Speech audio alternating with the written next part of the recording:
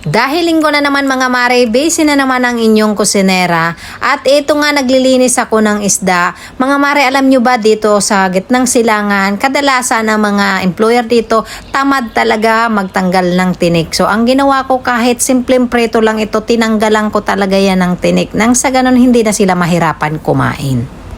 Ayan na nga, na-marinate ko na siya. Linagyan ko yan ng mixed spice, black pepper, lemon, salt, at iba pa.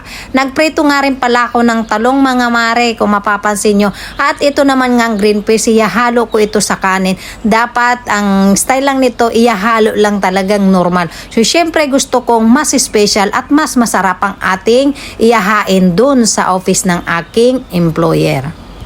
Nagsaing na nga rin pala ako ng plain rice na dapat dito kasama yung green peas. Ang ginawa ko nga kasi mare, iginisa ko yung green peas nang sa ganun talaga naman mas masarap ang kanilang kanin.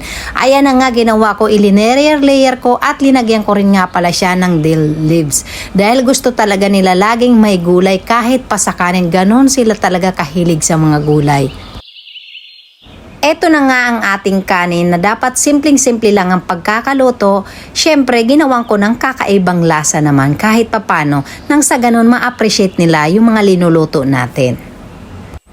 Alam nyo ba mga mare, hindi naman sa pag-aangat sa sarili ko, isa ito sa mga hinahangaan ng aking employer. May sariling desisyon daw ako pagdating sa mga pagkain o linuluto ko dito sa kusina.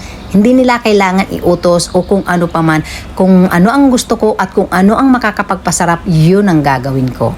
At ito nga mga mare, nagpreto tayo kung mapapansin nyo. Naglagay din nga pala ako ng green herbs dun sa pinaka-flour natin at dun ko pinagulong-gulong ang isda para talaga namang mas masarap ang ating pinritong isda. O diba, mas bongga ang ating pinritong isda mga mare. Talaga namang effort na effort ang kumare nyo. Bukod na sa tinanggalan natin ng tinik, abay linagyan ko pa syempre ng green herbs. Talaga namang bonggang-bongga ang inyong kusinera. At ito naman ang ating kanin mga mare. O diba, machi-machi sila. Bukod na sa may green herbs yung ating pinritong isda, pati na rin yung ating kanin. Ready na nga ang ating mga linuto mga mare at dadalhin na ito sa opisina ng aking tatay. Ipinapakain niya lang yan ng libre doon sa company niya.